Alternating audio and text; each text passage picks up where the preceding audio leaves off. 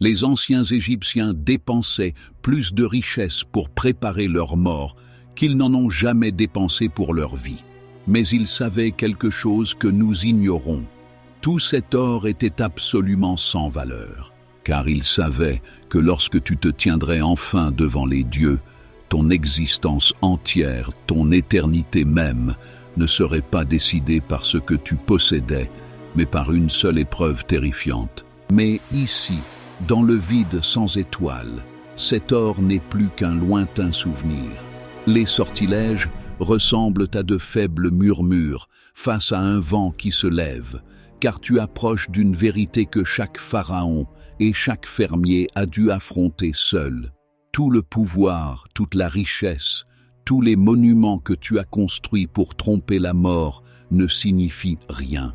Ton existence entière, ton éternité même, sera décidée par une seule épreuve terrifiante. Et la question qu'elle pose n'est pas ce que tu possédais, mais ce que tu étais. Pour comprendre ce jugement dernier, tu dois d'abord comprendre le champ de bataille sur lequel il se déroule. Les anciens Égyptiens voyaient l'univers comme un équilibre délicat. D'un côté se trouvait Maat, le principe divin de l'ordre, de la vérité, de la justice et de l'harmonie cosmique. Elle n'était pas seulement une déesse, elle était la loi fondamentale qui maintenait les étoiles sur leur trajectoire et assurait les crues du Nil. De l'autre côté se trouvait Isfet, le chaos, l'incréation, le mensonge, le grand serpent Apophis, qui chaque nuit essayait d'avaler le dieu soleil Ré et de plonger le monde dans une obscurité éternelle. Chaque jour était une guerre entre ces deux forces. Et ta vie, croyait-il, était une arme dans cette guerre. Maintenant, imagine-toi traversant la Doua. Tu fais face à des portails gardés par des démons aux têtes de couteaux. Tu navigues sur des lacs de feu. Tu récites les noms secrets des dieux pour passer sans encombre, des formules apprises dans ton livre des morts. Ce n'est pas un voyage pour les âmes sensibles.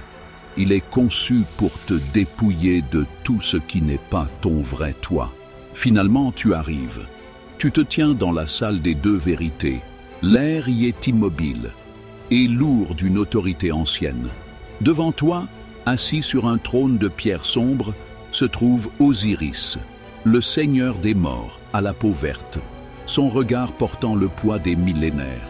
À ses côtés se trouvent 42 juges divins, chacun attendant d'entendre ta plaidoirie. Ce n'est pas une négociation, c'est l'heure des comptes. Et tu commences à parler, tu récites la confession négative, une liste non pas des choses que tu as faites, mais de celles que tu n'as pas faites. Je n'ai pas commis de péché, je n'ai pas volé, je n'ai pas tué, je n'ai pas menti. Je n'ai pas été sourd aux paroles de vérité. Tu prononces ces 42 déclarations d'innocence, ta voix résonnant dans la vaste salle silencieuse. Tu essaies de prouver que ta vie a été vécue en accord avec Maat. Tu présentes ton cas aux dieux, mais les dieux n'écoutent pas tes paroles. Ils attendent de voir ton cœur. Anubis, le divin embaumeur, s'avance. Son visage de chacal est impassible, ses yeux sont anciens. Il plonge doucement la main dans ta forme spirituelle et en retire ton nib, ton cœur. Dans la croyance égyptienne, le cœur n'était pas le siège de l'émotion, mais de l'intelligence, de la conscience et de l'essence même de ton caractère. C'était l'archive de toute ta vie. Chaque choix, chaque secret, chaque acte de bonté, chaque lueur de tromperie. Tout y est contenu. Il le place sur un plateau d'une grande balance en or. De l'autre côté, un seul objet d'une légèreté impossible est placé, une plume d'autruche blanche. C'est la plume de Maat, le symbole de la vérité ultime. Et c'est le moment qui a hanté les rêves des mortels pendant 3000 ans, la pesée du cœur. La balance commence à osciller pour mesurer la valeur de toute ta vie contre le poids d'une seule plume. As-tu vraiment vécu une vie d'ordre ou ta confession n'était-elle qu'un mensonge de plus? La balance le dira. Ton cœur ne peut pas la tromper. Si ton cœur est lourd, alourdi par la cupidité, la violence, le chaos et le mensonge, il penchera. S'il penche, le verdict est instantané. Il n'y a pas d'appel. Il n'y a que la conséquence. Dans l'ombre, à côté du trône, une créature s'agite. Un être d'horreur cosmique, l'amalgame des prédateurs les plus redoutés d'Égypte. Elle a la tête d'un crocodile, l'avant-train d'un lion et l'arrière-train d'un hippopotame. Son nom est Amout, la dévoreuse des morts, la mangeuse de cœurs. Elle n'est pas mauvaise, elle est une fonction, une nécessité cosmique finale et horrifiante. Quand un cœur est jugé lourd, Thoth, le scribe des dieux à tête d'ibis, enregistre le verdict et Amout se jette sur lui. Elle ne te torture pas. Elle ne t'envoie pas dans un lieu de punition éternelle. Elle fait quelque chose de bien, bien pire. Elle dévore ton cœur et avec lui, ton existence même.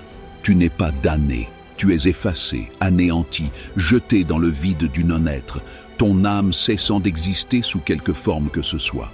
Ton nom est oublié, ta mémoire est effacée des registres de la création. Pour une civilisation qui a dépensé toutes ses ressources pour qu'on se souvienne d'elle à jamais, c'était la terreur ultime. La seconde mort, une éternité de néant. Mais si ton cœur est léger, et si, malgré tes erreurs et tes défauts, la somme de ta vie était faite de vérité et d'équilibre, et si tu étais une force pour Maat dans le monde, alors la balance s'équilibre. Ton cœur est aussi léger que la plume de la vérité. Un silence se fait dans la salle. Osiris hoche la tête en signe d'approbation divine. Horus, le dieu à tête de faucon, te prend par la main et te guide vers l'avant. Tu as été jugé Maa-Khéru, juste de voix, justifié. Tu es accueilli dans le champ des roseaux, un reflet parfait de l'Égypte que tu connaissais, mais sans douleur, sans chagrin, sans labeur. Un paradis éternel où tu festoises avec les dieux et vis pour toujours dans la lumière de Ré. C'était le pacte, c'était la promesse qui a guidé toute une civilisation. Mais cela soulève la grande énigme. Nous voyons les tombeaux des pharaons remplis d'assez d'or pour ruiner une nation moderne. Nous voyons leurs monuments construits pour proclamer leur pouvoir pour l'éternité. Ils étaient obsédés par la richesse, le statut et l'héritage. Alors pourquoi croyaient-ils que tout ce pouvoir terrestre était inutile à la porte finale? Parce que nous avons mal interprété l'épreuve depuis le début. La révélation ne se trouve pas dans le jugement, mais dans sa raison d'être. Les dieux ne cherchaient pas une âme parfaite. Ils ne se contentaient pas de cataloguer les péchés comme un comptable divin. Ils protégeaient l'univers. C'était le grand tournant dans leur compréhension. L'épreuve n'était pas un test de moralité, c'était un filtre cosmique. Un cœur lourd de tromperie, de chaos et d'égoïsme était un cœur disfait.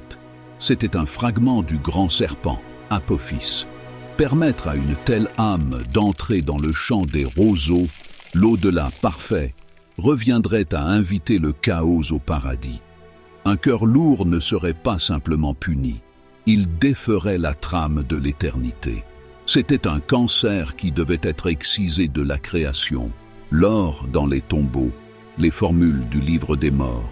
Ce n'étaient pas des pots de vin, ce n'étaient pas des tricheries, c'étaient des outils, c'étaient des instruments de concentration conçus pour guider l'âme, pour lui rappeler le chemin de Maat, pour l'aider à naviguer les dangers de la Doua afin qu'elle puisse atteindre la salle pour son épreuve finale et inévitable. Tu ne pouvais pas acheter ton passage devant la balance. Tu devais le mériter par ta vie. Et c'est là l'écho de cette croyance ancienne. C'est un message qui résonne avec une puissance oraculaire, même aujourd'hui. Les Égyptiens comprenaient une vérité que nous avons peut-être oubliée. Ils savaient qu'une vie n'est pas une collection de biens ou une série d'accomplissements. C'est une seule et longue réponse à une question fondamentale.